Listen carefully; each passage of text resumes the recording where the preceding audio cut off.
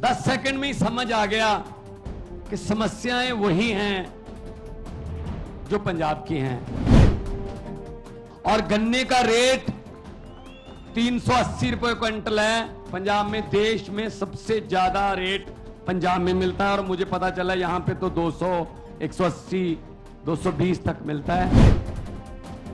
मुझे पता चला 2.5 लाख वैकेंसीज हैं गवर्नमेंट जॉब्स में और आम आदमी पार्टी की सरकार बनी एक साल में 27,790 नौकरियां देकर आपके बीच में खड़ा हूं भाई साहब। 28,000 कॉन्ट्रैक्ट वाले जो मुलाजिम थे कच्चे, उनको पक्के करके आपके बीच में खड़ा हूं भाई साहब। अब भाई साहब का फरमान आ गया दिल्ली से, इनके पैसे काट तो लो लेकिन इनको मत दो, शेयर मार्केट में लगा दो, वहां से नीरव मोदी, विजय माल्या, ये अडानी सब ले जाएंगे। बहुत बहुत धन्यवाद, बहुत बहुत शुक्रिया। कर्नाटकದ ಜನತೆಗೆ ನಮಸ್ಕಾರ ನಮಸ್ಕಾರ ನಮಸ್ಕಾರ। स्टेज पर देश के एक ऐसे आम घर से निकले हुए कदम जिन्होंने करोड़ों लोगों को एक उम्मीद दी, बदलाव की उम्मीद दी, करप्शन फ्री समाज की नींव रखी। माननीय मुख्यमंत्री दिल्ली और आम आदमी पक्ष के नेशनल कन्वीनर अरविंद केजरीवाल जी, पृथ्वी रेड्डी जी, कर्नाटका की हमारी पूरी टीम जो दिन रात पर्दे के पीछे काम करती है, और आप रीढ़ की हड्डी आम आदमी पक्ष की, आम आदमी पार्टी की, दूर दूर से चलकर यहां पे आए वॉलंटियर वर्कर और आम आदमी पार्टी से प्यार करने वाले और कर्नाटका को नंबर 1 और देश को नंबर 1 देखने वाले, सबको यहां पे खुश आमदीद, वेलकम। जब मैं कर्नाटका आया तो मैंने बात की कुछ लोगों से, तो 10 सेकंड में ही समझ आ गया कि समस्याएं वही हैं जो पंजाब की हैं। किसान की समस्या वही है जो पंजाब की है। हमारे यहां गन्ने की खेती होती है, लेकिन जब से आम आदमी पार्टी की सरकार, अभी साल नहीं हुआ, 16 मार्च को साल होगा, हमने गन्ने के उत्पादकों का 300 करोड़ रुपया जो पिछली सरकारों ने नहीं दिया था, आते ही सबसे पहले वो दिया। और गन्ने का रेट 380 रुपए क्विंटल है पंजाब में। देश में सबसे ज्यादा रेट पंजाब में मिलता है और मुझे पता चला यहां पे तो 200, 180, 220 तक मिलता है। और हमारी भी जो गन्ना मिलें हैं वो कई कई साल पैसे नहीं देती थी, यहां भी यही हाल है। तो समस्याएं हमारी वही हैं। मुझे पता चला 2.5 लाख वैकेंसीज हैं गवर्नमेंट जॉब्स में, 2.5 लाख पद खाली हैं और आम आदमी पार्टी की सरकार बनी एक साल में 27,790 नौकरियां देकर आपके बीच में खड़ा हूं भाई साहब, सरकारी नौकरियां एक साल में।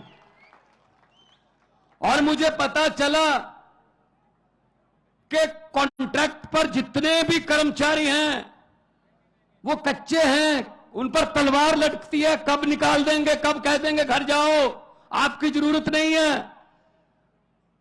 और पंजाब सरकार ने 14,000 पहले किए, अभी हमारा बजट का सेशन आ रहा है उसमें भी मता आ रहा है 14,000 अब करेंगे। 28,000 कॉन्ट्रैक्ट वाले जो मुलाजिम थे कच्चे, उनको पक्के करके आपके बीच में खड़ा हूं भाई साहब। कोई हवा में बातें नहीं करते, हम हवा में बातें नहीं करते। यहां भी वही मुद्दा है, OPS, old pension scheme.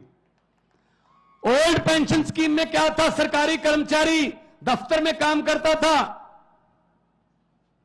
Job करता था, तो उसकी तनख्वाह में से पैसे कटते थे, जीपीएफ के, ईपीएफ के। जब वो रिटायर हो जाता था तब उसको इकट्ठे पैसे मिल जाते थे, वो अपना घर बना लेता था, अपने बेटे बेटियों का किसी का भी कोई गिफ्ट दे देता था, तो उसकी जिंदगी आराम से निकलती थी। अब क्या कर रहे हैं भाई साहब? अब भाई साहब का फरमान आ गया दिल्ली से, इनके पैसे काट तो लो लेकिन इनको मत दो, शेयर मार्केट में लगा दो, वहां से नीरव मोदी, विजय माल्या, ये अडानी सब ले जाएंगे, और जब तक आप रिटायर होंगे आपको कहा जाएगा बहुत बहुत धन्यवाद, आपने बहुत अच्छी सरकारी नौकरी की, पेंशन तो आपकी नीरव मोदी ले गया और अंडानी ले गया। ये न्यू पेंशन स्कीम है उनकी, that's called new pension scheme. तो हम ओपीएस को हमने अपने पहले नोटिफिकेशन जारी किया, अब हमने कैबिनेट में इसको लेके आए हैं। हम केंद्र के साथ लड़ाई लड़ेंगे कि हमारा पैसा वापस दो, 18,000 करोड़ हमारा जो पेंशन का old pension, new pension scheme का जो इन्होंने रखा है, वो वापस लेने के लिए हम लड़ाई लड़ेंगे, मुलाजमों के साथ लड़ाई लड़ेंगे। तो ये तो इनके कारनामे हैं। हम हवा में बात नहीं करते। अरविंद केजरीवाल जी ने कहा दिल्ली में मैं बिजली फ्री कर दूंगा, अरविंद केजरीवाल जी ने कहा मैं स्कूल अच्छे बना दूंगा। तो मजाक कर रहे थे ये लोग, ऐसे कैसे हो सकता है? जब स्कूल अच्छे बनने शुरू हुए, धीरे धीरे स्कूलों में टीचर्स जो हैं उनको विदेशों में ट्रेनिंग देकर धीरे धीरे बच्चों का रिकॉर्ड, बच्चों का पास प्रतिशत बढ़ता गया। आज दिल्ली के स्कूलों का पास प्रतिशत प्राइवेट स्कूलों से ज्यादा है, 99.7% है जी। मैं तब पंजाब में अभी चुनाव नहीं हुए थे, मैं 2014 से एमपी था, 2019 में भी एमपी था, तो मैं दिल्ली रहता था जब पार्लियामेंट होती थी। सच मानिए मेरे पास दिल्ली के लोग आते थे, जब कोई पार्लियामेंट में काम करते हैं, जब पार्लियामेंट की कोई गाड़ी चलाता है, जब कोई मिल गया, वैसे उनको पता चल गया भगवंत मान का घर है, तो मेरे पास प्राइवेट स्कूल में एडमिशन के लिए सिफारिश नहीं आती थी। वो कहते थे जी दिल्ली के किसी सरकारी स्कूल में एडमिशन करवा दो, बच्चे की जिंदगी सुधर जाएगी। ये किया अरविंद केजरीवाल जी ने, ये किया मनीष सिसोदिया जी ने। बदले में क्या किया? मनीष सिसोदिया को गिरफ्तार कर लो, स्कूल क्यों बना रहा है? अगर स्कूल बन गए तो देश के नौजवान शिक्षित हो जाएंगे, शिक्षित हो गए तो उनको समझ आ जाएगी कि वोट जो है उसकी कीमत होती है। उनको पता चल जाएगा कि वोट नफरत के नाम पर नहीं, विकास के नाम पर डाला जाता है। इसीलिए वो कहते हैं कि मनीष सिसोदिया को अंदर कर दो। अस्पताल बनाए, मुफ्त इलाज होता है दिल्ली में, चाहे आपने पैरासीटामोल से लेके बड़े बड़े इलाज 40 लाख तक के ऑपरेशन मुफ्त होते हैं भाई साहब दिल्ली में। इन्होंने कहा क्यों, ऐसा क्यों होता है भाई, लोगों को मरने दो, ऐसा नहीं हो सकता। तो सतेंद्र जैन को अंदर कर दो जिसने हॉस्पिटल बनाए। ये इनके काम चल रहे हैं। शाखाओं के हम वो पत्ते नहीं जो शाख से झड़ जाएं। आंधियों को जरा बोल दो अपनी औकात में रहें। ऐसे हम पर ईडी सीबीआई ये डालकर आप डरा नहीं सकते हमें, आप डरा नहीं सकते हमें। हम किसी और मिट्टी के बने हुए हैं भाई साहब। और मुझे खुशी, पृथ्वी रेड्डी जी ने मुझे बताया कि देवनागरी में सभी के खातों में 15-15 लाख आ गया है। आया नहीं? आप तो कह रहे थे आ गया सर, हमारे भी नहीं आया जी। 15 लाख की बात छोड़ दो, जो हमारे घर में 2-4 हजार रुपया पड़ा था इमरजेंसी के लिए, नोटबंदी करके वो भी निकलवा के ले गए भाई साहब। ये चल रहा है, अब ये चल रहा है। तो इसलिए हम आए हैं आपके पास। अगर आम आदमी पार्टी को मौका मिलेगा, आम आदमी को मौका मिलेगा। जैसे पंजाब में हमने आते ही करप्शन के लिए, रिश्वत खोरी के खिलाफ एक हेल्पलाइन नंबर जारी किया। भाई साहब, बड़े बड़े मंत्री जो बड़े बड़े पदों पर थे आज जेल की हवा खा रहे हैं। पंजाब में जाकर देखिए या पूछिए, अखबार पढ़ लीजिए, गूगल पे आप सर्च कर लीजिए। एक मंत्री ऐसा आया है हमारे पास जो कांग्रेस के समय मंत्री था, इंडस्ट्री मिनिस्टर था, उसके घर पे छापा मारा। बाकी चीजें तो चलो मिलेंगी, कोई रजिस्ट्रियां, कुछ कोई बैंक के लॉकर, ये वो, उसके घर से 2 नोट गिनने वाली मशीनें भी मिली हैं। भाई साहब, ये नोट गिनने वाली मशीनें आम घर में रखता है कोई? ये सिर्फ लुटेरों के घर में ही हो सकती हैं, बस या बैंक में होती हैं, या रिश्वतखोरों के घर पे होती हैं नोट गिनने वाली मशीन। इसका मतलब उसका परिवार नोट गिन गिन के तंग आ गया। उसके परिवार ने कहा, जी हमसे हर रोज नहीं गिने जाते, मशीन मंगवा लो।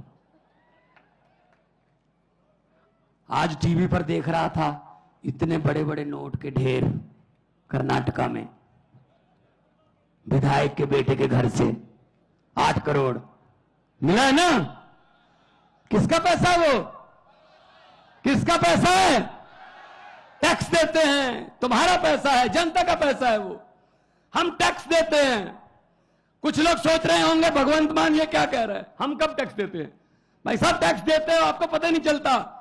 सुबह उठते हैं, चाय बनानी है, सिलेंडर का गैस का चूल्हा जलाना है, आपने लाइटर ऑन किया, टैक्स शुरू, गैस पे टैक्स है।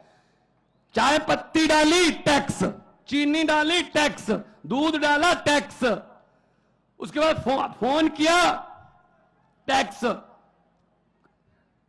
बेने डोसा खाया, टैक्स, मक्खन पे भी है।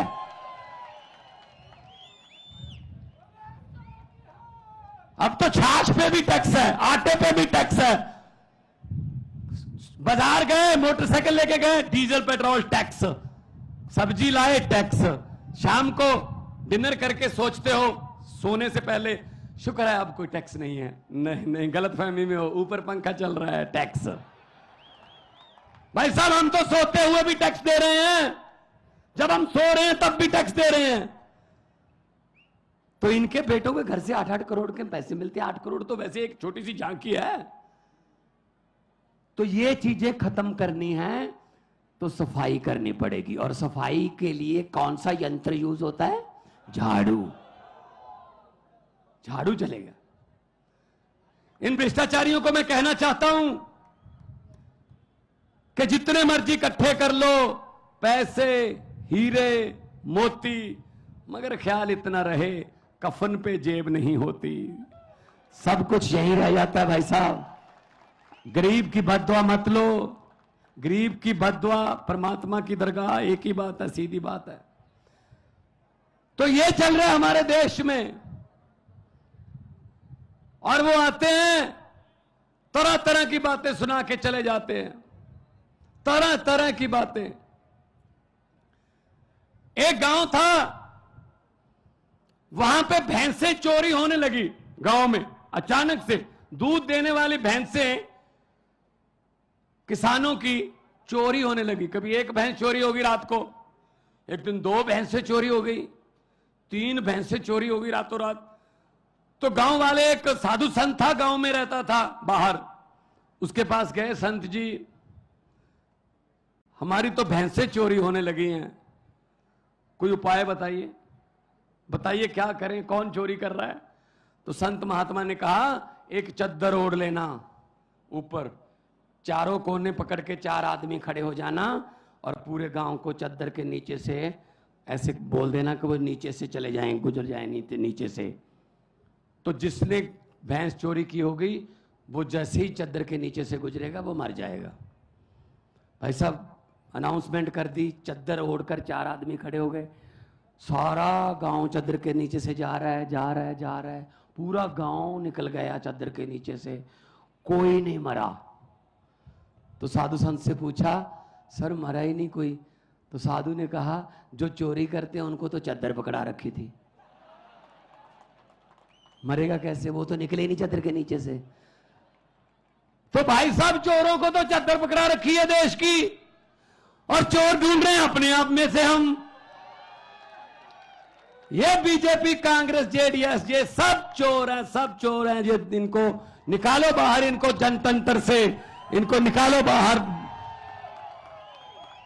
उसके बाद पकड़ेंगे इनको कि कितना किसने नुकसान किया।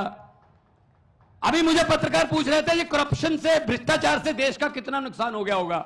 मैंने कहा जी ये वो वाली बात है, एक दुकान में चोरी हो गई, कोई दुकान थी छोटी सी कोई पंसारी की, चोरी हो गई तो अगले दिन गांव के लोगों को पता चला चोरी हो गई। उस गांव में जो दुकानदार है उसके पास अफसोस करने के लिए आने लगे।